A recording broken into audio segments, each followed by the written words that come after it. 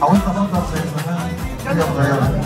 ايه اقوى 3 اغاني في الالبوم وليه؟ المركز الثالث ماليش بديل. ده ايه الغرور ده؟ بالعكس ده كلامه مقنع. لحبيبته في الاغنيه هتفتكرني صعب تنسى ذكرياتي، ان كان في حاجه معيشانا فكره رجوعنا لبعضنا. منطقي تحسهم هيرجعوا بعد الاغنيه دي. فانا شايفها اغنيه مش حزينه، سعيده، وعشان كده اللحن مش حزين، معبر عن الحاله الرومانسيه بالظبط، مع المزيكا بإطار رومانسي وتريات دافيه. المركز الثاني اسم الالبوم ابتدينا. هنا بقى يجي عمرو مصطفى بيعمل جمله لحن اول ما تتسمع تنجح، فتلاقي الجمله حلوه لدرجه انهم يستغلوها ويحطوها في اول الاغنيه كمزيكا بس. حتى انا اتضايقت من الحركه دي، حرقت لي الجمله. كنت خليني اسمعها من عمرو دياب جوه الاغنيه بالتصاعد بتاع اللحن، بس التوزيع حلو قوي برضو. المشكله في الكلمات لما تتكرر كتير. ابتدينا لولا لولا، لفينا حبينا حبينا، دي اللي جايه ليالي جميله، الليالي الجميله معاه. اوبا. اوقات التكرار بيبقى ضعف، مش لاقي كلام فبتكرر، لكن اوقات بيبقى دليل على ان اللحن كان جاهز واتكتب عليه الكلام، فده بيبقى صعب، فبيلجأ الكاتب انه يكرر معذور.